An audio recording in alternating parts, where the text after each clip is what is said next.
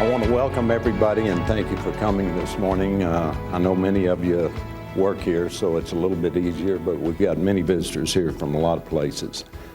Today, we want to remember a unique event in the company's history, the rescue of two of our compatriots, Paul Chiapparone and Bill Gaylord, who were held hostage in Tehran, Iran, 25 years ago. The rescue of these two employees exemplifies the strength of EDS's culture at the time and is an integral link, in my mind anyway, to EDS's heritage as a company. I hope that for each and every person that gets exposed to this, not only today but afterwards through videotapes, seeing these highlights of the rescue will help appreciate the culture of where the company came from and where the corporation was committed to its employees and the commitment that the employees had to each other, which is quite unique and incredible. So committed, in fact, that many of these employees, the ones in the rescue team, volunteered to risk their lives for their fellow workers. This rescue effort was led by Colonel Bull Simons, whose portrait you see over here. You'll hear a lot more about him during the course of this morning's program, but Colonel Simons did a great service to the country and then came and played the major role in making this rescue happen. He passed away soon after that, and I would like to say from the corporation and from the people of the corporation, we honor his memory today. We're privileged today to have key members of the rescue team and many of their spouses with us, all of whom will be introduced shortly. And after that, you'll get a chance to meet them after we go through the program outside. Among them is our founder, Ross Perot. And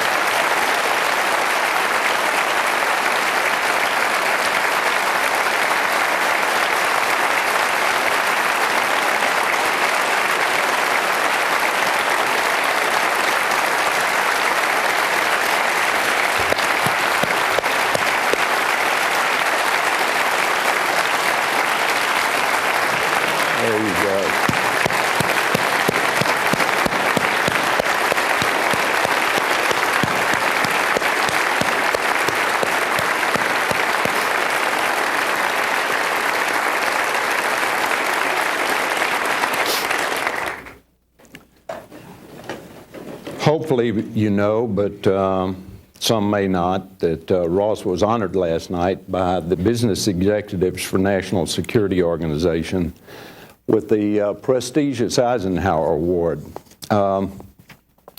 This award was given to Ross in recognition of generally his humanitarian efforts, but more specifically in the extraordinary efforts to help men and women in the service over the years, and our nation's POWs in particular from back in the era when many of us came to work here.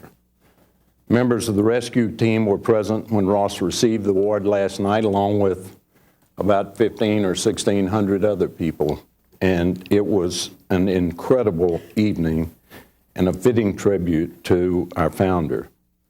I'm sure that for many of us, and there were a lot of EDSers, many of which don't work in it here anymore, but they're the reason we have the opportunity that we do today. I am sure there was a lot of reminiscing that went on, and there'll be more today while you're here, because whether it was the good old days or it wasn't, from here, it seems like it's the good old days. I'm especially pleased that Ross has joined us, and he's going to participate in the program with us, and we appreciate, Ross, you spending the time with us today. Now, while the 20 who joined us today carried out the rescue, employees throughout the company pitched in, like they did in many situations back in those days and do today, to help bring off this incredible story that you will see unfold. I think that with any effort like this, or anything that is tough to do but has to be done, it takes a team effort, and that means all people need to know what's going on and have the opportunity when it fits for them to make a contribution. Everybody did their part to make the rescue successful, and it worked.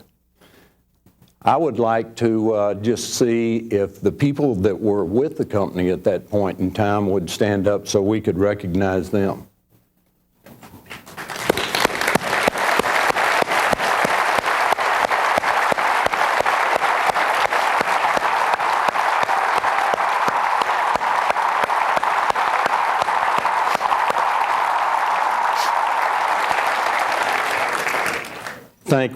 We honor each and every one of you.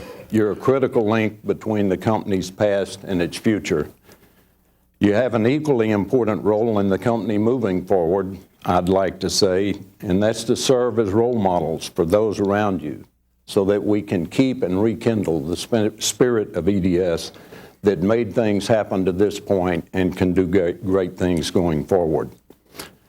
Our chairman, my boss, Mike Jordan's traveling today, but he does recognize the value of commemorating this event and reflecting on the important part of EDS history that this played. In fact, the aspects that were essential to a successful rescue 25 years ago are the same things that we need to duplicate every day when we're out trying to serve customers to get a winning culture. Teamwork is essential to this. It was then and it is now. It was valuable to making the rescue happen. Teamwork's just as valuable now, and if we reach out and grab it, it will make us as successful as we want to be. On a team, everybody keeps his or her commitments to the other person, and this is a metaphor for that kind of situation. Every person executes the plan once it's set without second guessing. And every individual works quickly and intelligently to execute the play that's been called. That's what happened. That's why it worked. There's attributes that saw us through 25 years ago, and they see us through today and tomorrow as well. And so today we have a rare opportunity to hear directly from the individuals that were involved in all of this. For the next hour or so, we'll hear the rescue team story told in their own words. We'll discuss its relevance to us as employees in a corporation today. We're fortunate to have with us today Murphy Martin, former ABC News anchor in Dallas and New York City, who was also instrumental in the events around the rescue in 1979. Murphy has graciously agreed to moderate a discussion with the former hostages as well as a few of the members of the rescue team. Afterwards, we'll have an opportunity to ask questions of the members of the team. But first, let's take a look at a short film that chronicles what happened 25 years ago in Tehran. Hello, I'm Murphy Martin, former ABC Television Network and WFAA Channel 8 News anchor in Dallas, and longtime friend of Ross Perot and EDS. I have the privilege of retelling a dramatic chapter in EDS's history as part of the company's 25th anniversary salute to the Tehran rescue team. Let me take you back to where it all began.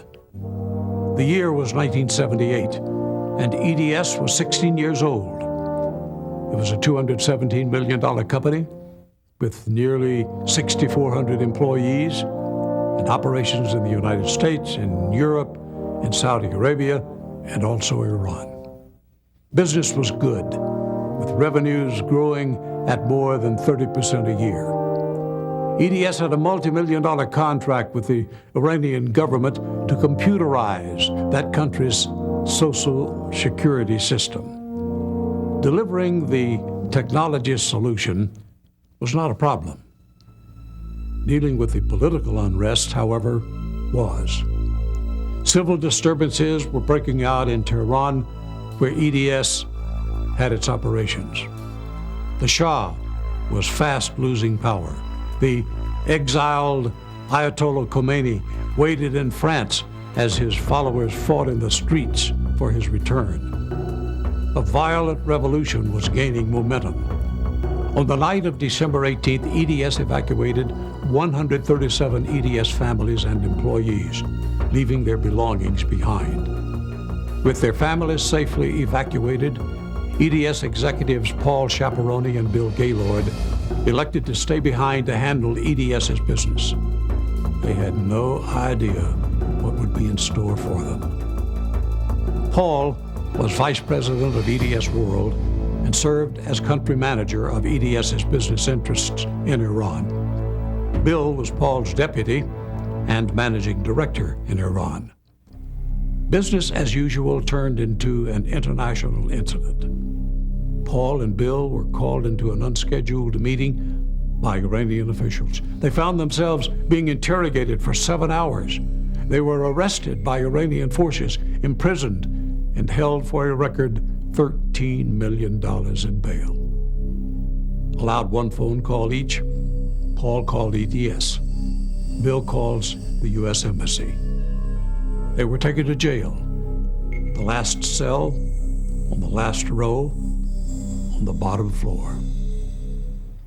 Oceans away, EDS founder and CEO Ross Perot set out to free Paul and Bill. At the time, Perot said, "My primary concern was for Paul and Bill and their families. They had been with me since the early days of the company. They hadn't done anything wrong. They were just trapped in a revolution." Ross repeatedly asked the United States Embassy in Tehran and U.S. government for help. They could do nothing to get Paul and Bill out of prison. Ross sought counsel from his team at EDS. The EDS team's thoughts were straightforward. Paul and Bill were in trouble. Bringing their friends and colleagues home safely was all that mattered. We realized that we were simply on our own. We could expect no help from anybody, and if we were going to save these men's lives, we had to get them out through negotiation, and if that failed, we had to rescue them. Ross asked Bull Simons to lead a commando team to rescue Paul and Bill. Well, he was the best man in the business for that sort of thing. He'd been doing it successfully for 35 years. His trademark was to do the impossible and take no casualties. That was our situation. We certainly, if we had to rescue them, but after we failed to negotiate them out, we needed to do it in a surgical way, and we needed to do it successfully and without casualties.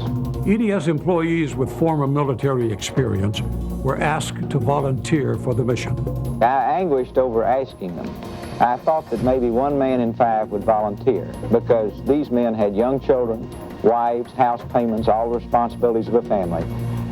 One of the great moments of my life was when every single person volunteered. The mission was called Operation Hotfoot, short for Help Our Two Friends Out of Tehran. Weeks passed as Paul and Bill waited in jail. The violence increased in Tehran. The situation became increasingly dangerous. Paul and Bill feared they would face execution. On January 13th, Perot traveled to Tehran to visit them in jail, posing as an NBC News messenger delivering tapes. Paul recalls thinking, for someone to travel halfway around the world during a revolution just to tell 2 of his employees he cares really says a lot about the man. Halfway around the world, the rescue team in Dallas crafted an escape plan. They would grab Paul and Bill from the exercise yard and escape over the prison wall into a getaway car before the guards could even realize what was happening. They rehearsed the escape over and over until they had it down in record time. But when they arrived in Iran, they had a surprise. Paul and Bill had been moved to a more secure prison in the north of the city, with prison guards on every rooftop and walls that were like a fortress. The escape plan became null and void. Still, they would not give up. They devised a second rescue plan. With history on their side, they would wait for the opportune moment. History shows that at some point in every revolution, the revolutionaries attacked the prisons to free political prisoners. Little did the rebels know they would be EDS's secret weapon. On the morning of February 11, 1979, the revolutionaries stormed the prison. As Paul and Bill made their escape with the other prisoners, the guards started firing into the courtyard. Paul remembers one of the shells hitting right at his foot as they were fleeing. Once outside the prison walls, Paul and Bill made their way to the rendezvous point in the city. Finally united with the rescue team, the group set out on a perilous journey towards freedom and the Turkish border.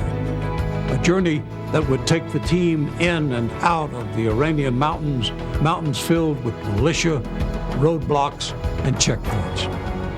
The revolutionary tribe held them overnight and made them stand trial before they would let them pass.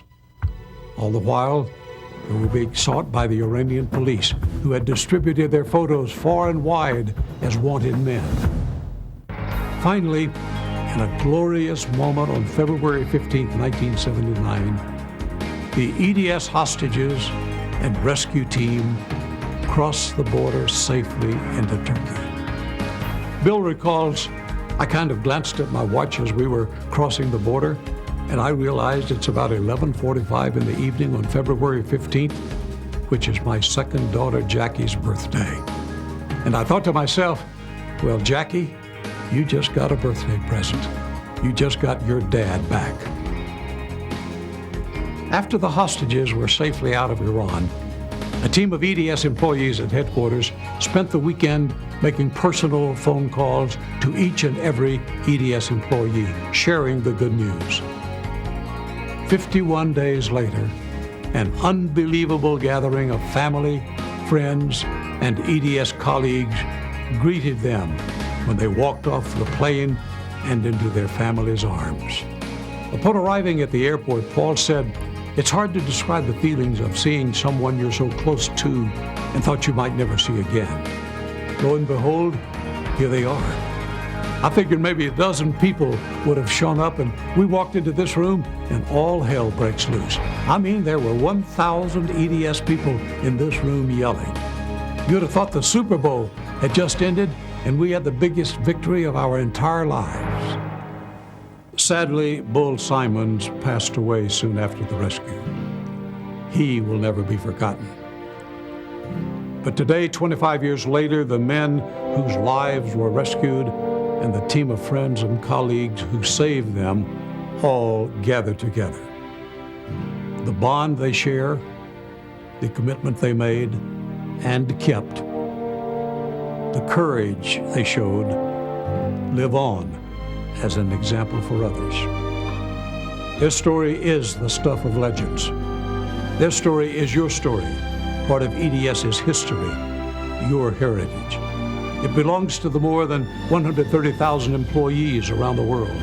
Ultimately, it's the story of how the human spirit, put to the test, rises to the challenge. It is that spirit that lives today in EDS. Ladies and gentlemen, Mr. Paul Chiapparone and Mr. Bill Gaylord.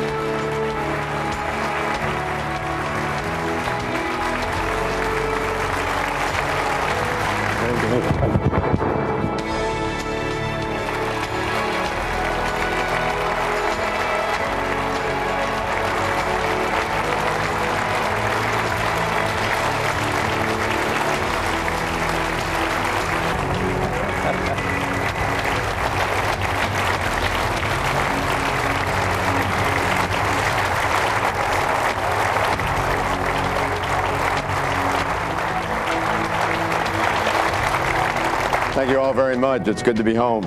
Good morning, Bill. Morning, Paul. How are you? What were you doing 25 years ago? I was getting reacquainted with my wife and children, who I thought I'd never see again, and frankly, I was over at Dickey's Barbecue getting some good food after that crappy stuff they gave us in prison. How about you? Well, I tell you what, we're both retired now, and A little bit older, a little bit wiser, but this is a great company and we still love it, and it's wonderful to be back here with all these great colleagues today. You know, it's hard to believe that it's 25 years that has passed since we were rescued from Iran, but I noticed a lot more country flags that are flying now than were flying in those days. Well, it's a great company. There's a lot of people all over the world, and they're just wonderful individuals, Bill. Paul, I think you've got an honor this morning. I'll let you take care of to introduce the real heroes of the story, the rescue team that came in to save us. I do. Thank you very much, Bill. And I do have the great honor of introducing who are the heroes. Bill and I, unfortunately, were the victims. Next time we're going to be on the rescue team. It's a lot more fun, I can tell you that. But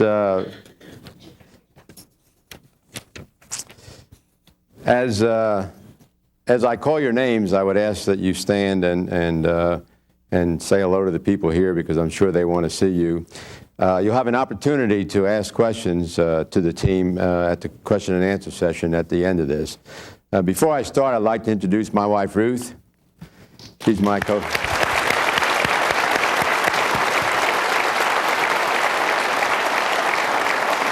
I'll go in alphabetical order with a couple of exceptions. First is Ralph Bower.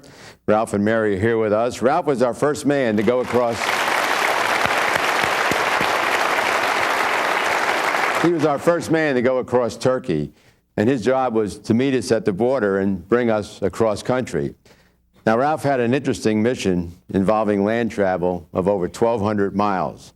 His transportation broke down repeatedly, and for the last 600 miles through remote mountainous areas, Ralph had to travel by renting taxis.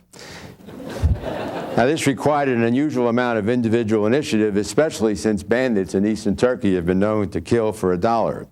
And Ralph arrived at the border only 3 hours behind schedule. When we got there, Bill and I walked up to Ralph and said, "Ralph, whatever possessed you to keep going?" He said, "Paul, it was easy. As long as I was going in the right direction, no matter how slow I was going, I didn't have to call Ross and tell him I wasn't."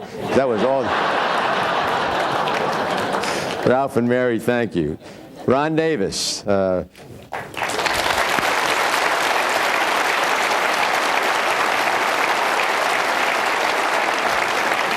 Ron's specialty was operating in adverse situations with no weapons. Ron was known as the comedian of the team. He was the youngest member of the team, and probably still is, and also in the best condition, and probably still is. So Ron's wife, Sharon, was with us last night, but is not here this morning. John Howell, John and his wife, Angela.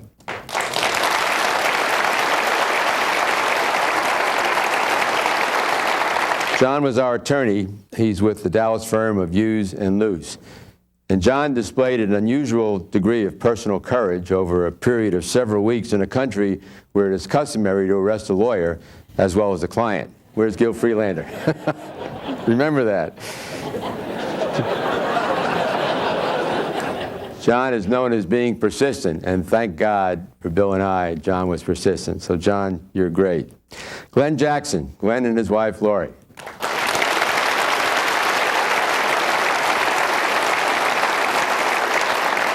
Glenn was in Jordan with 2 Learjets ready to fly into Iran to pick up our team if commercial flights had not resumed. Glenn is currently an employee of EDS, and he's a service delivery executive in Rochester, New York. Tom Marcus.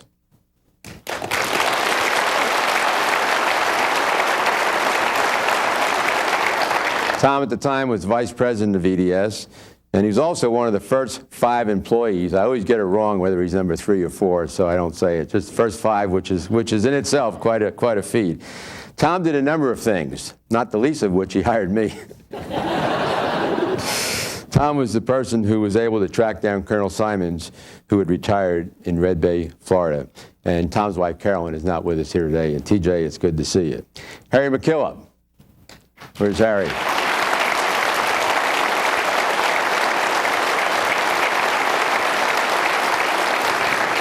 Harry's here with his wife, Rebecca.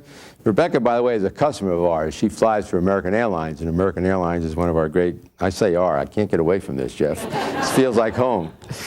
Harry was particularly helpful when we landed in Dallas, getting some of us through customs, since some of us didn't have passports. And Harry, you did a great job on that.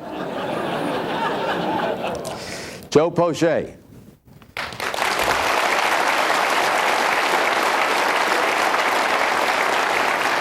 Joe is in charge of the team remaining in Tehran to go out on commercial air. Joe was known as the Iron Man. He spent 6 years in the Army and was a commander over Howard's battery in Vietnam. Joe's wife, Ann, was with us last night, but is not here today. Jim Schwabach.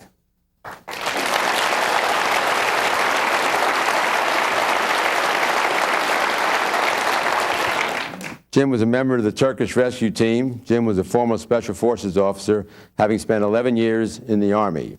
He's a munitions expert, in case anyone is interested and has an assignment for him. Pat Scully, Pat and Mary Scully.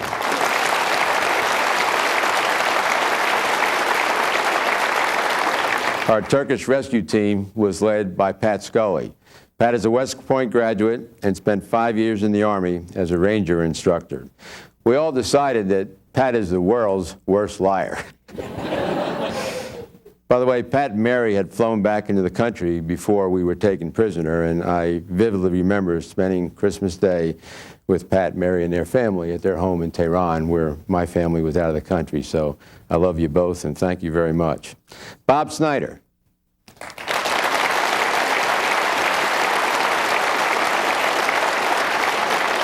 Bob and his wife, Carol. Bob at the time was head of EDS security and was invaluable in obtaining some of the necessary equipment that the team needed. And by necessary equipment, I'm not talking about pen and pencils. But Bob always came through. He did a phenomenal job. And Bob, thank you. Our hats are off to you. Merv Stauffer.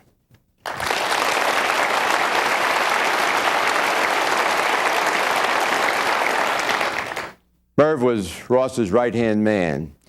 He is a great diplomat and has a wonderful mind for detail. Merv just gets things done. I mean, it's just absolutely amazing. He has a tendency to make the impossible look easy. He and Jay communicated frequently by phone using a special code that only they knew. Colonel Simons would listen to these guys saying, what in the world are they saying? But you know what? It worked. Thank you, Merv. Merv's wife, Helen, will be with us a little bit later this morning. Keen Taylor.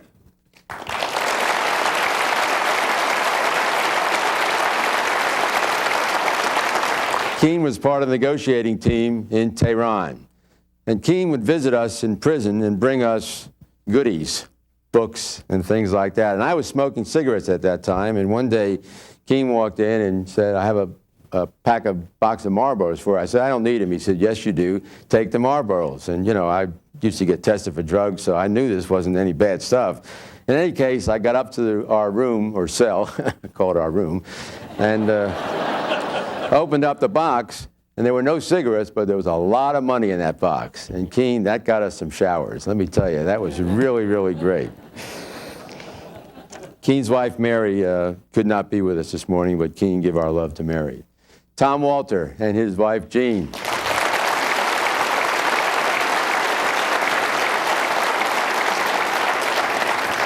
Tom was EDS's CFO and worked tirelessly here in Dallas, trying to arrange a letter of credit for our bail, which, as you heard before, was almost $13 million. Tom was the first person we spoke to on the phone when we got out of jail. And Tom reminded me last night that he had a tape of that, and I just can't wait to hear it. Tom was extremely helpful to Ruthie also, who midway through this wound up back in Dallas with our children. And Tom actually helped her buy a house for us, so there was a home for me when I got back. So Tom, thank you very much. Bob Young and his wife, Christine.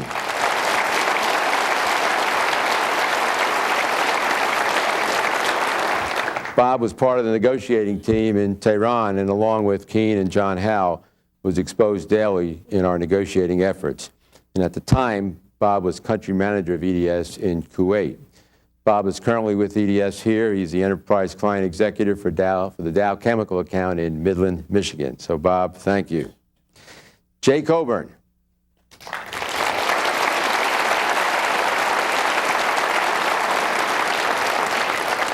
Jay was invaluable to me before all this started and while things were starting to heat up, because he kind of helped plan and execute the evacuation of the dependents that we had there. And then during this event, Jay was the #2 in command under Colonel Simons. A little bit about Jay's background. At the age of 20, Jay had been a helicopter gunship pilot in Vietnam, landing and taking off in battlefields. And in those days, the Army gave an oak leaf cluster for every 25 hours of combat flying. Jay came home with 39 of them. He also got 2 Distinguished Flying Crosses, a Silver Star, and along the way managed to pick up a bullet in his calf. But he's back, and we love him. And Jay, thank you very much. His wife, Donna, is not here with us today.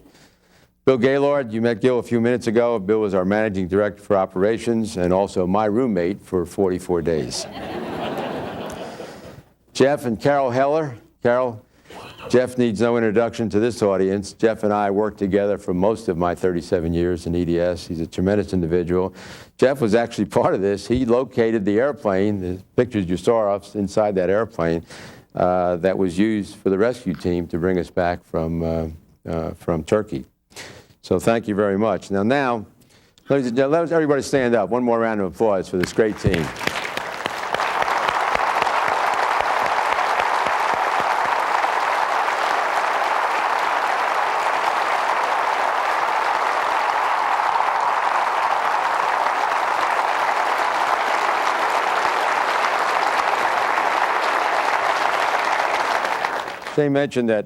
Jeff mentioned that Ross was here, and obviously we're honored to have Ross come home to the house he built. Ross, we had the opportunity last night to be with Ross as he was honored at the Eisenhower, to receive the Eisenhower Award, as Jeff mentioned. And I had an opportunity to say a few words to thank the rescue team, to especially thank Colonel Simons, who came out of retirement and led this effort. And without him, I'm not sure that we would have made it in spite of all the help that everyone did. He was a tremendous individual. He and I did not know each other very long, but we got very, very, very close in a very, very short period of time, and that's exactly the way he was. I had an opportunity to say a few words last night, and in thanking everyone, what I said to Ross was that both the Chiapparone and Gaylord families are deeply indebted to all these people here, but especially Ross, who, in spite of the terrific odds against this effort succeeding, Ross had the courage to go forward, and that made it all worthwhile. So Ross, thank you very much.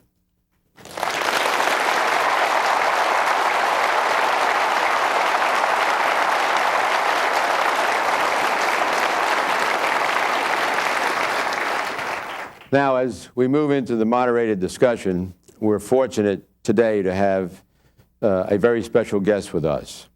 It was 1979 on a Sunday afternoon. Merv Stauffer and Tom Marcus went to visit Murphy Martin, former ABC News anchor in Dallas. They told him they needed his help. Their boss, Ross Perot, wanted to go to Iran to meet with a couple of people who were being contained. He said, "Well, let me run my old network contacts and find out how film gets in and out of Iran." Within an hour, he found that the 3 networks, ABC, NBC, and CBS, were rotating courier jets on alternate days to deliver and pick up batches of film. He told Merv and Tom what he knew, and they went away. Next thing he knows, they called him and said, "It worked." He said, "What worked?" They said, "Ross got over there." It was NBC's day, and Ross posed as an NBC news guy, picked up a can of film, acted like he knew what he was doing, and walked right into this country without being questioned. Murphy Martin had no idea he would be part of EDS history when those guys came to visit him. And today, we're delighted he agreed to be our moderator. Ladies and gentlemen, please welcome former ABC News anchor and voice of the Dallas Cowboy, Murphy Martin, and his wife, Joyce. Thank you.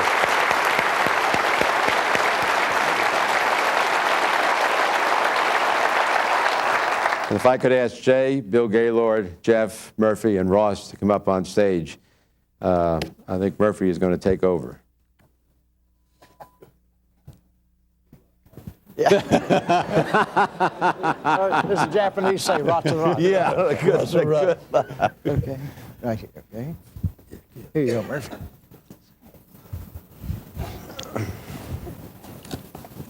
This is a rare moment today in a lot of ways. It's a rare moment when people can come together with such a bond as the people in this room have, and then sit down and talk about how it came to happen 25 years later.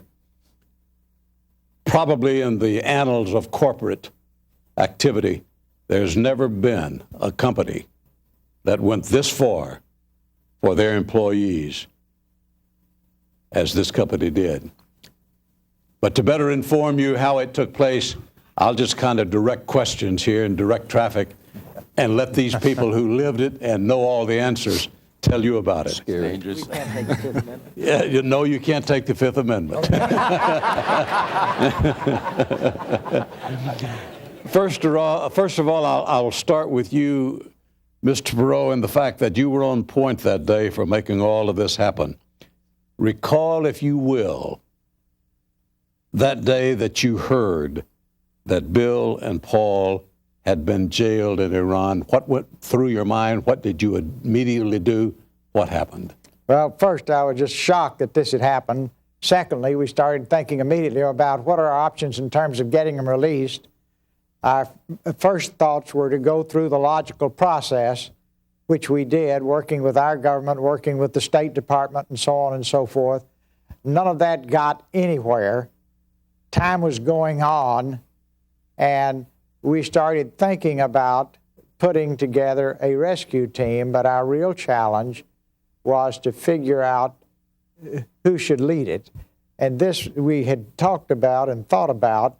We had talked to Dr. Kissinger, I'm moving back a little bit now, with all of his contacts. We worked together on the prisoner of war situation earlier. I called him and I said, Dr. Kissinger, I don't know if you remember who I am. And I said, I know exactly who you are, I remember. And I explained the situation, and I'll never forget, he says, I'll do my best to take care of it. And I said, well, I appreciate that, and how would I compensate you? He says, I won't take pay for this. He had the deal made through the Shah of Iran to release these men from prison. The Shah was still in the country. I got a call late one night, a few nights later, as we were waiting for all this to happen, to tell me that the new government was so much in control that the Shah's orders didn't carry any weight, we couldn't do it. And I had been thinking about Colonel Salmons, who led the Sante raid, who goes all the way back to World War II, legendary, incredible, unorthodox, out-of-the-box type thinker about how you do Mission Impossible. And I knew that he was on a farm in Florida. He had retired. I called him at 2 in the morning, and I said, explained the situation to him, and I'll never forget his words, classic Salmons. He says, I'll do it. And I said, well, Colonel, how do I compensate you for this? He said, I don't take pay for rescuing Americans. So then he shows up in Dallas. Then he assembles all, we gave highest priority to hiring young tigers off the battlefield to bring them in our systems engineering development program. We knew we could train them to be systems engineers, but in terms of the strength, the leadership, see, one of the problems in an engineering company is you have a lot of geniuses who are one-man or one-woman bands. They like to do it themselves, and in the computer industry, they'd rather talk to a computer that's logical than to people who are not. And you've got to have the leadership. So this gave EDS the leadership.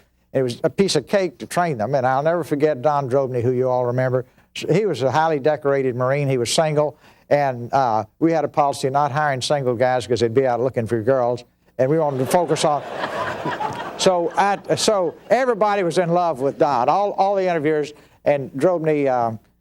So it was my turn. I interviewed every one of them in those days, and I interviewed him. I said, well, buddy, I said, our policy is we only hire married men, but I'll make you a deal in your case. I'll give you 6 months to find the right girl, and then I get to pick the girl for you to marry. And he looked at me and winked and says, pro Marines won't need 6 months, so okay, off we go. He's in training. I walked past him in the hall one day. I says, Drobny, is the stress getting to you? And he never even tried. He just kept going. He says, I haven't been shot at yet, Perot. It's a piece of cake. So, so that was the spirit in the company. We had all these tigers that had served in the armed forces. And so Colonel Simons came up with, he had to have someone look after his animals on the farm. So Bob Snyder sent a man down that had served with Colonel Simons, so he was very comfortable with that man, that worked in security. He took care of the farm. Colonel Simons came up. He visited with all the team members, interviewed the team members, picked his team, and I can tell you 1,000 stories, but it takes too long about how he picked the team. But he picked a great team, put them in training, as Murphy said, got everything ready, and then it was just a question of going through the steps. But that's the way, sort of the beginning of the whole thing. That may be longer than you needed. No. Obviously it was. Paul, what was there about the company that you worked for at the time and your fellow employees that gave you hope and confidence that they would come through for you while you and Bill were being held? Well, Murphy, EDS has always been a great company that cared for its people.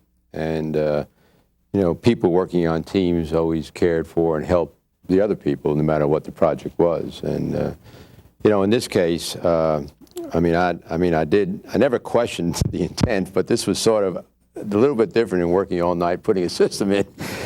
But I tell you, we were in jail for a couple of days, and maybe it was a week or so, and Jay came in with one or two other people, and Jay had this, we were all shaving like this. Jay had this long beard. And once Jay walked in, I knew everything was going to be all right. Didn't know how, but I knew everything was going to be all right. And, it just proved out everything I thought when I joined the company. It's a great company that cares about its people. Jay, you were Colonel Simon's right arm during all this operation. Talk to us a little bit about what it was like to have a successful, tough, seasoned veteran leading a quasi-military effort to solve a corporate problem. Colonel Simons actually is a legend, and since my career in the military exposed me somewhat to him, I was not surprised, except for one thing. Here's a group of non-military people that you had to quickly get out of their normal routine and into a totally different routine. He was absolutely a master at doing that. How he took this group of people and got us to focus. And I can remember one of the things that he told us, speaking of Scully not being a good liar, he told us in a group meeting one evening that we had to get rid of the Boy Scout badges. It just wasn't going to work if we didn't get rid of the Boy Scout badges, because we were going to have to go in and do some things that normally. So he took a whole series of events like that. Whether we were going to be involved in using weapons or not didn't matter. We went to the range, we fired our weapons, we began to work as a team in a whole different environment than our normal workday. And that was the beauty of Simons. He was an absolute genius when it came to small team leadership. Jeff Heller, there were, if you would recall, while all of this was going on, they were putting this team together, what the environment was at EDS then, and how this taking place within the organization had an impact on the organization at that time. Well, for many people, we had a business that was going on, so there was a lot of work to do. We were fortunate. The company was growing, as you pointed out in the video, quite nicely, better than, frankly, most of us expected when we first came here. So there were people doing their regular jobs. On the other hand, there was a great deal of concern because we had people that were in another part of the forest trying to grow the company and had some trouble. So people were on edge about that. It wasn't that it had a bunch of publicity around it. They just knew. You knew what was going on all over the corporation in those days. So I think that it was an environment where there was concern. People wanted to be able to help if they could help, but they had confidence that the leadership would call on them if they needed them. And if they did, the people did what they were supposed to do. And that happened in our business, it happened in this situation, and it's the reason that things worked. Ross, was it difficult to not let the public know that these men were being trained at your lake home out at Grapevine? Did you have a tough time keeping that a secret? No, I don't. We just kept it secret because we were talking about their lives. Other than Schwabach blowing up the forest. Oh, well, that's part of the mission, right? No, that turned out not to be a serious issue. We all wanted it secret. I've got to ask Mr. Perot, how did it feel posing as that NBC guy carrying that can of film? Did you have any apprehensive moments as you were walking in and going into country? No, that was a great experience. I just walked. That was a piece of cake because, I went in on a charter jet carrying this film and picking up film, and I just walked out with the film in my hand, and they'd seen this again and again. I went through where they let the little jets go in as opposed to the big terminal, and I was there. So that went easily. When it came time to go to then we went to the embassy, U.S. Embassy. Yeah. That was the biggest mistake we made.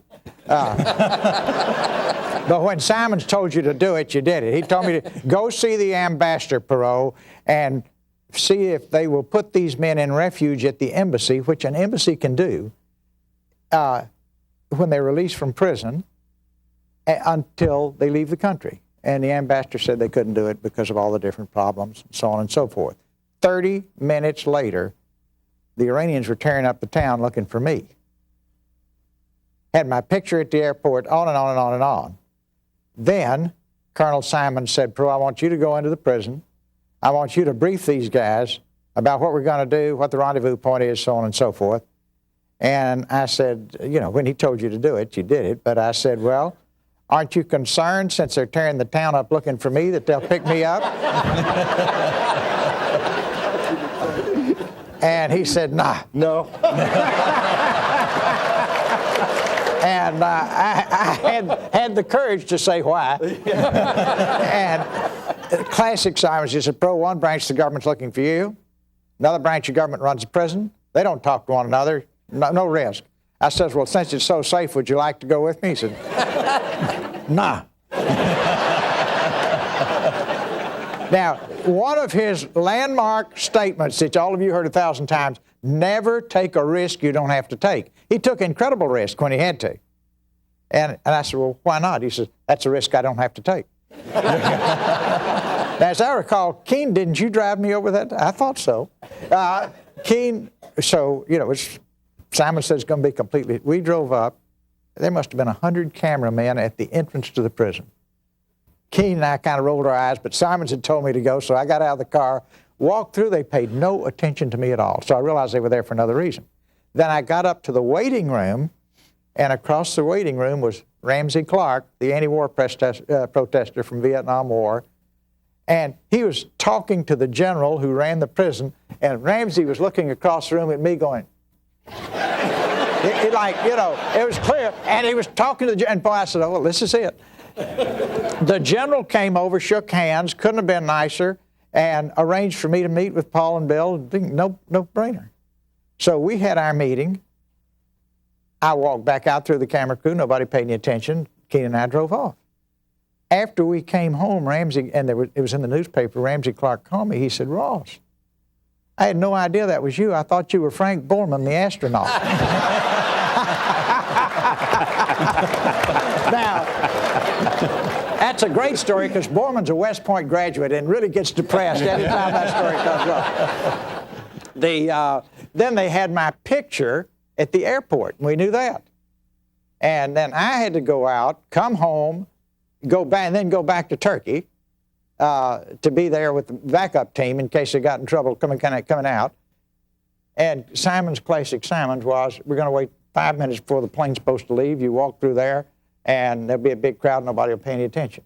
We waited till the last minute. I walked through. The lady was reading a book, had my picture on her desk, stamped my passport, never looked at it. 5 hours later, I was sitting 50 feet from her. The plane was delayed for some reason, and she never saw the picture. So there's a lot of good luck in all of this stuff. And boy, was I glad to get on that airplane. Bill Gaylord, I'll ask you first, and then I'll ask Paul.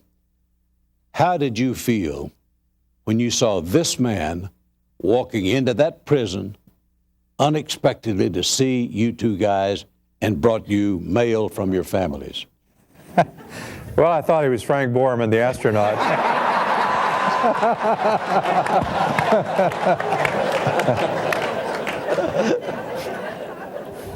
Murphy, at first it was amazement that Ross was walking across the courtyard, but on second thought, it wasn't amazing because he was the only man in the world who would have done that.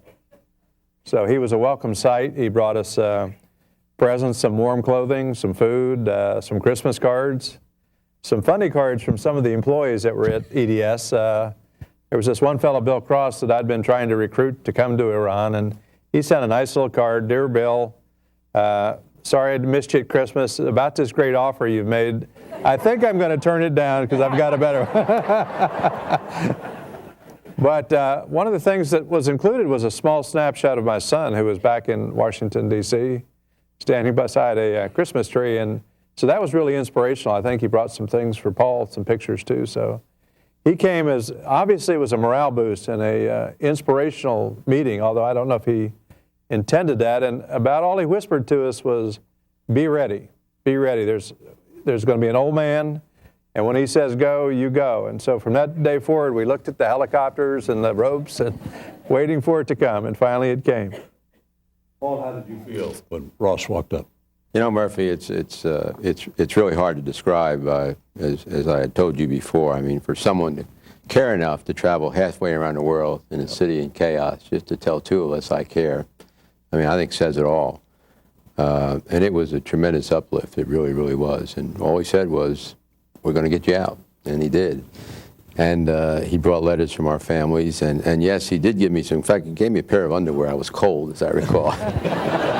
And you know, Ross never forgets anything. And so I really thanked him for it. And we're, when we that's right, we wound up in the hotel. I thought we were going to have a great meal. Colonel Simon says, we're leaving right away. And I said, I got to get the underwear. He says, we're leaving right away.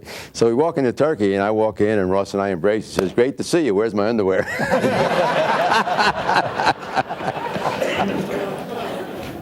Let's talk about that trip heading to Turkey. Jay Coburn, did you have some anxious moments on that trip, getting to the Turkish border? We had a number of anxious moments, Murphy. As you can imagine, a group of Americans at that time driving across that terrain, and Colonel Simons and I had reconned the trip a couple of times before that, but there's no way we could have expected to get stopped as many times as we did, arrested and taken to places we didn't want to be. I'll never drink warm tea again. That's a custom over there, and every they make you drink the warm tea. But no, we had quite a few anxious moments. What were some of those? I understand that some of those were caused perhaps because you were passing through one tribal territory into another tribal territory, and you were suspect because they didn't know who you were, really. That's right, and that was interesting. Reza knew that this was going to be the case, and as we passed through these various areas, we'd look at the oncoming traffic, and if they had a picture of the Shah in the window, Reza would put up the Shah's picture because we knew we were fixing to come on some Shah people. If it was the other way around, we took the Khomeini picture out and put the Khomeini picture. And these are the kind of things that Reza, we just couldn't have done this without Reza, obviously. Oh, yeah. I've got to ask you also, when you got to the Turkish border, the person that was to meet you was not yet there. He had been delayed because he had that 600-mile cab ride. And the one thing I've never heard mentioned yet is how much was the tip to that cab driver for that cab ride. Don't want to know. But anyhow, as you waited, would anyone tell the story about something that was left in one of the oil cans that was left in the Range Rovers? You traded the Range Rovers for your freedom when you got to the border. That actually was a very anxious moment because I thought one of us was going to get killed, and not by the enemy, by Colonel Simons. Here we are.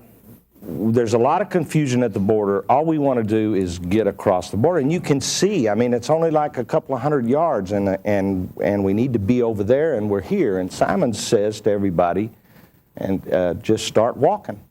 Just walk across the border. And don't worry about anything, just walk across the border. And that was pretty scary. I mean, you know, here are these armed people on this side, there's armed people on the other side, and we're just going to walk across here. So you always did what Simon said. We walked across.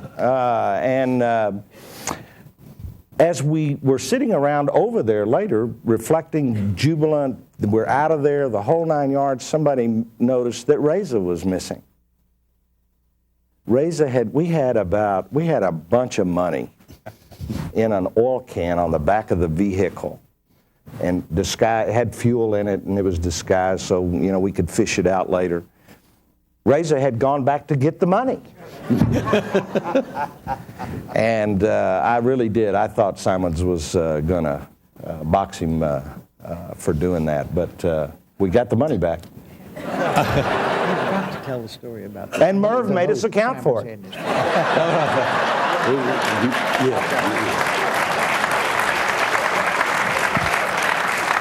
And there's another story that has to be told. What about the note that Simons had in his pocket, Ross? Can you tell that story? Well, the story, I was not there, but he had this handwritten note in Farsi. That's their language. Nobody knew he had it. At some point, 30 or 40 miles from the border, they had a really terrible, they were still in the car, they were stopped. They took the men out. They hit Simons with a rifle butt. The people were thinking, okay, you always waited for the signal from Simons. The guys were ready to spring into action. Instead, he reaches into his ski jacket and pulls out this crumpled up note, hands it to them. They read the note, they give it back to him, let him get back in the car and drive on to the border. He gave me the note when they came home. I've given an identical copy of that note here for you at the campus. And it says, these people are friends of the revolution, show them every courtesy, and if necessary, escort them safely to the border. Signed, Commandant, Tehran Islamic Revolutionary Committee, big seal at the bottom. Written by a 19-year-old Iranian cab driver. Nobody knew he had it. And if you read the seal, it says, Reza Religious School, founded 1344. And when someone interpreted all that to me, I turned to Colonel Simons. I said, Colonel, weren't you worried about the seal? He says, nah. He said, Pro, do you ever read seals? I had not. I always do now. I've never seen it. Never seen it.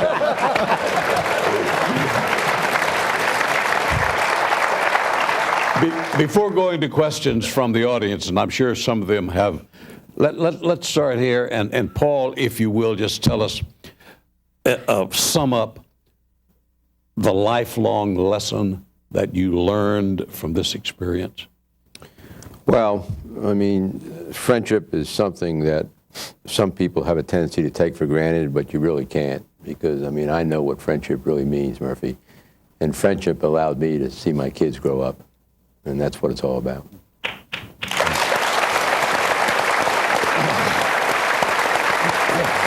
Bill, what's a lifelong lesson that you recall? When I joined EDS in 1965, I joined from a fairly big company. Some of you may have heard of it, IBM. And what Ross and the people that were interviewing us told us at the time, they said, Bill, at IBM, the product is the computers, and you're a great engineer, one of the best they got, but you're like a monkey wrench. You're just there to make those computers work. At EDS, you're going to be one of our assets. At EDS, the people are the assets, and we're going to polish you and make you more valuable. And we're going to do everything we can to make you succeed. And it was the people orientation of EDS that drew me to EDS, and I think it's still alive and well today. Jay Coburn, what's your lifelong experience, learning from this experience? Murphy, I would reflect and say that if it wasn't for Mr. Perot, and gosh knows the world needs more Mr. Perots, but we would not be able to be sitting here today if it were not for him. The courage that he showed in making the decision to go after Paul and Bill, staying with it through all that. The lifelong lesson for me is you need to really hang around guys like Ross.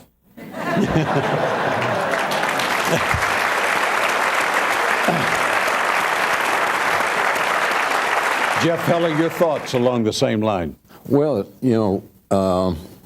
this thing's got a lot of lessons in it, but it's a great reflection of what Ross created. The company had great leadership, and that's been true pretty much throughout. Some's wavered here and there, but we've had that, and it's necessary. There has to be the bond between the people and the leadership, and that comes from the leadership knowing that the key to this kind of business is the people. That people get things done. Computers don't get things done. People do. And there has to be that commitment, and it has to be lived out. And this is a perfect example of how it got lived out. In that's the power that makes the people enabled, and the people make it happen. And that's what's happened here.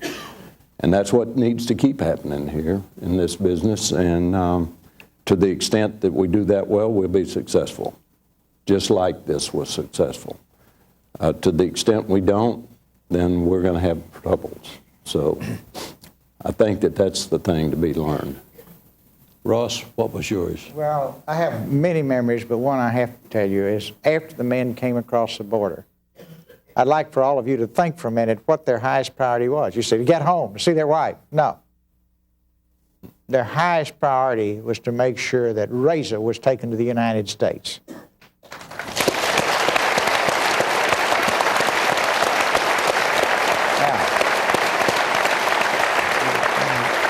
That's a colorful story because Reza had no papers. So we got Reza on our chartered plane, which is, slam dunk. We were planning to fly straight home, slam dunk. We were going to have a mess in Dallas, but that's a good place to have it. But we took off, and then we had electric and hydraulic problems, and it looked like there's no chance we could fly across the ocean. So at 2 in the morning, they were dumping fuel because we had the fuel capacity to fly across the ocean, but they had to get rid of a lot of that to land in an airport in London. We landed at Gatwick Airport at 2 in the morning. Unfortunately, since the electrical and hydraulic had failed, we dumped fuel all the way down the runway. We had a really dirty-looking crowd. We had $500,000 in money or more in the airplane. I mean, it was the worst possible, and it was a private plane. It wasn't like we were flying Braniff or United or something like, or American Airlines. It wasn't configured that way either. And so we got a lot of attention, but then we had to go to Heathrow because we'd called Harry, who was with Braniff. He'd arranged for us to fly home on Braniff, but we had to get to the other airport. So we had to go through all the paper stamping and what have you, and of course Reza didn't have any papers. Classic Simons, he says, Pro, you stay here, you get Reza over to Heathrow, I'm taking the other team, rest of the team. So Reza and I were sitting there, not making much progress, and then finally this nice guy from Customs comes out, he says, Mr. Pro, do you know anybody important in London? I said, well, I happen to know Lord Mountbatten. He kind of, he sort of, blinked, and he said, you do? And I said, yes, I do. He said, very well. He went back, he came back 30 minutes later, and he says, you may go. So we went. We didn't ask what happened. A few days later, after I got home, Mountbatten called me. He says, Perot, I've just read in the papers what you were doing. I've got to tell you. He said, they called me early in the morning and wanted to know if I would vouch for you. And I said I would. And that's all they asked. So good luck plays a big role in some of these things. But then when we got the guys to put them on the 747, we'd arranged through Harry to put them upstairs. It has the upper, so they could stretch out on the floor and sleep. And these guys look so bad. They called themselves the Dirty Dozen, which was kind of a complimentary name. Everybody on the plane was scared to death. So the captain asked me to come down and explain to the passengers who they were, and the passengers were the first ones to hear about the rescue, and they couldn't have been more positive. And then we got to Dallas. Now we have Mission Impossible. We got to get Reza off the plane. We got to get him not through customs, around customs, because he has no papers. Well, you know, here's our Irish friend Harry standing there as we land. He takes Reza, the rest of us go, you know, through the normal process. And about 5 or 10 minutes later, Reza's standing on the curb waiting for us. So if you're traveling with Reza, he'll take care of you. Okay. I think that some of you may have questions. And are we going to come up with house lights so we can see? And also, the people I understand that are armed with the microphones out there, if you want to ask any panel member a question, make sure that someone with a microphone is in front of you so we can understand and hear what you're saying. Can I ask them a question first? Yes, you can ask a question. All right, I'd like for everybody that's wearing that big gold ring to hold it up here. Now, that big gold ring has a bull's face on it. It was made by, the original was made by Colonel Simons in the jungles of Laos. In addition to being a warrior, he was a great craftsman. There was all kind of gold in Laos, and he took the gold and made himself a ring with a bull on it, Bull Simons. Every member of, when Colonel Simons died a few weeks later, of course, every member of the rescue team would have given anything to have had that ring. I talked to his family, and they allowed us, I have the original on display in my office, but everybody on the rescue team has a copy. Now, if you wear it, it'll give your whole hand arthritis. It's so heavy. But here, 25 years later, now, believe me, they just didn't put it on for today. That ring is a part of their lives. Tells you a lot about the mission and the man and these men. And I've got to tell you, when they finally arrived, there was the great reunion. Families met. Mr. Perot turned to Tom Marcus, Merv Stauffer, and I and said, would you take Colonel Simon somewhere and have him a nice dinner and let him relax a little bit? And so we took him to Arthur's restaurant.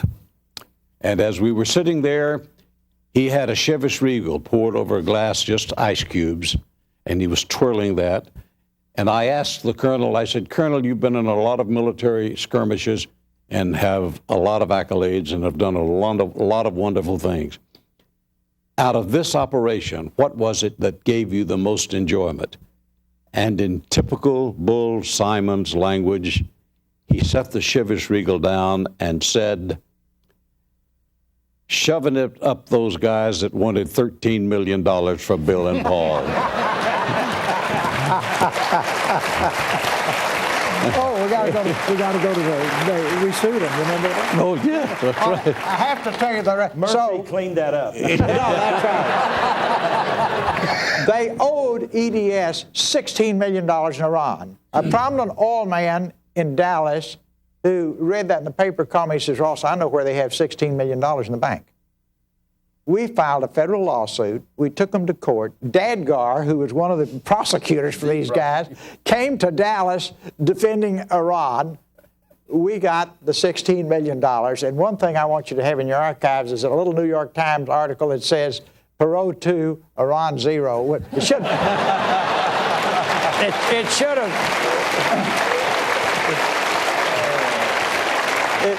It should have been entitled EDS 2, Iran 0, but I love the fact that it was 2-0 after these teams got through with it. Questions from the audience. Who has the first one? The lady. Hello, my name's Shauna Horan. I've been with EDS for 15 years, and before I ask my question, I just want to say thank you to the people who put this together. I think it's a great team-building effort for all of us, and I wanted to recognize the folks behind the scenes who brought all of you together. The question that I'd like to ask, please, has to do with winning, because I know we all like to win. We're tired of losing. So how can we bring back more of a spirit of teamwork and winning based on your experiences? Thank you.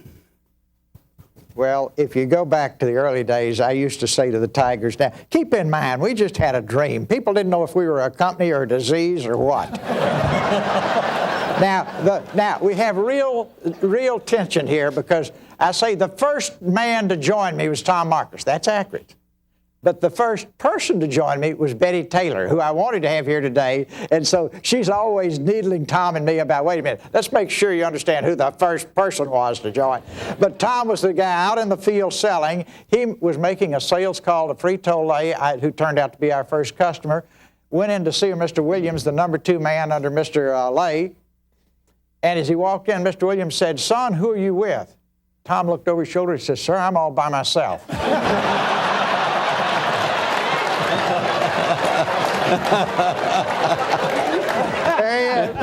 and he sold Frito-Lay. Now, now again, and I told the recruiters for years, I said, I want people who are smart, tough, self-reliant, people who have a history of success since childhood, and bring me people who love to win. And we always had a bunch of smart alecks, no matter what I said. They'd raise their hands and say, what if we run out of people who love to win, Pro? I said, well, bring me somebody who hates to lose, but don't bring me anybody that doesn't care. But the point being, that was the spirit. Then IBM just came into Nucus. They brought the biggest law firm. They brought their CPA firm. They had a who's who, and the biggest bank in Texas came in with IBM to say to Mr. Lay, if you do business with that company, it's just a kind of a shadow out there, you'll probably go out of business. And when they left the room, Herman Lay, who started out cooking potato chips in his kitchen and delivering them on his truck, looked around the room. He says, you know, these boys must really have something, because these big guys are overreacting. You were a driver also coming out, were you not? I drove one of the vehicles because of my complexion, and because Colonel Simons told me to, which worked fine as long as I didn't have to say anything. But you know, about Reza, you know, he's just a wonderful individual, and I remember he would just disappear on us for some. And I don't know why. I guess Colonel Simons asked him to do something. But Jay and I are sitting there having dinner one night. That's the day before we get across the border, and Reza walks in, sits down, and Jay says, what are you up to? He says, well, guys, this is your last meal. Jay looks at me, you know, and he said, no, this is your last meal in Tehran. We're leaving tonight, we're crossing the border, and so forth and so on. I would like to ask if there are any team members on the front row. I ask these people how this experience, what they take from it, and their memories of it. Do any of you team members on the front have anything you'd like to say about what you take from this experience? If so, stand up and they'll bring a microphone to you, we can hear you. Any of the team members. Don't be bashful. You never have been bashful before.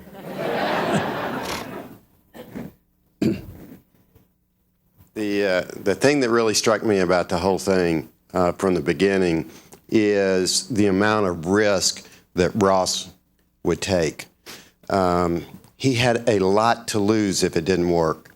We had friends that we were very worried about, and we wanted to do something about it. And he gave us the opportunity to do it at great risk to himself. Thanks, Ross. Thank you, buddy.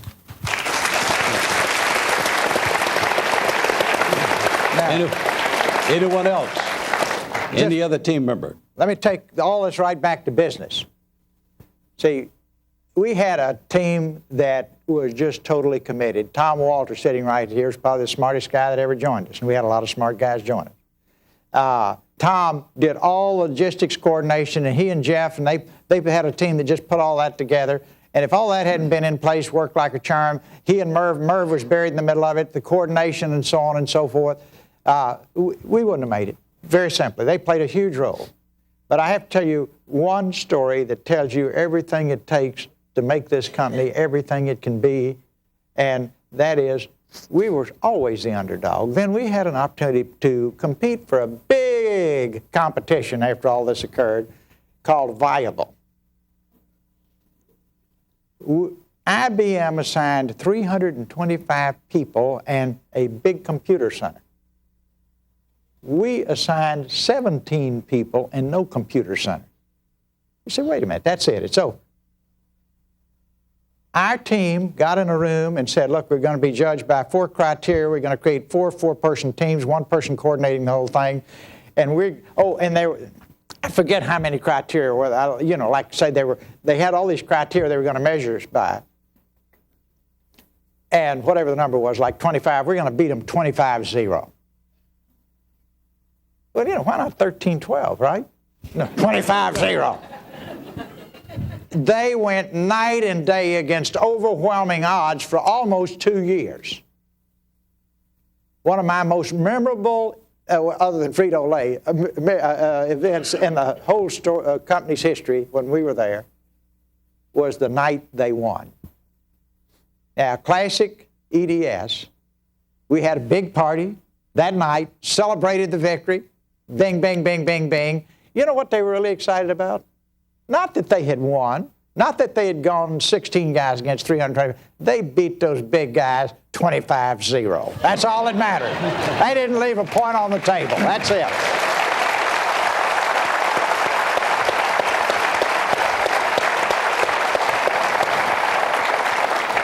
Finally, Mr. Heller, you played a key role in the rescue because you were involved in obtaining planes that were used, and you certainly played a pivotal role in the future of EDS. As such, you are the person on this stage who represents the link between the past and the future of EDS. In your opinion, what can today's EDS employees learn from the company's history, and how can they apply it to the company's future from this event we talked about? Hopefully this has been helpful to our employees. You know, we've gone through a lot of changes in the time since that 25 years ago. We're quite a bit bigger. On the other hand, we've got opportunities we never even thought about back in those days. And a lot of the change has made it more difficult for us to keep touch with the real value of this place, the people, and the things that it takes in terms of enabling those people in a way that allows you to win. I think we want to win just like we always did, and I think we got better capability to win than we ever had before. We have to build the confidence in each other that gets the can-do winning attitude. The reason that we won that thing 25-0 is we knew we could when we started, and we did exactly what we were good at. And the other team thought that there was some games to play. We just executed. That's what made it happen. IBM came to see me after it was over, and in a nice way said, how did your ratty little company beat us? They didn't say it that way, but that's basically what they said. I told them the story. They said, you wanted to beat us 20? Yes. They said, oh, we had a 13-12 philosophy. We thought it would be more cost effective. I said, not if you give people an excuse to lose. Say, it wasn't the company that said that. It was the people that said that. Do you understand it? Now, they lived the motto of the Three Musketeers, one for all and all for one. They lived the words of Winston Churchill's shortest speech, never give in, never give in, never, never, never. And I think one of the greatest assets we had is we had a bunch of tigers that didn't know any better. Like, we had 5 come in one day, and this is what I put up with day after day. They came in and said, Pro, if you'll clear out a classroom, we'll build a Medicare system that will serve the biggest carriers in the country, and we'll have it running in 6 weeks. All the big carriers were failing. Medicare had just come into law. All the big states were failing. 6 weeks, 5 guys, clean out a classroom. I said, well, just out of curiosity, why do you want me to clean out a classroom? We're going to put bunks in there. We've promised one another we're not going home till it runs. And I said, wait a minute, guys, I wouldn't ask you to do that. And they said, blank, blank, blank, Perot, do you want it done or not? I cleaned out the classroom. They put the bunks in. 5 weeks later, it ran. It saved Florida. It saved Texas. It saved New York. It saved Massachusetts. It saved Pennsylvania. And it saved California. Not bad for 5 guys who didn't know any better, right? Thank you.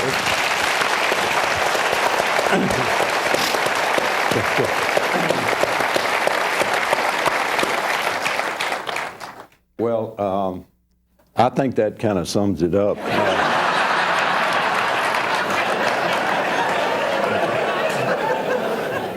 I will point out one thing, though.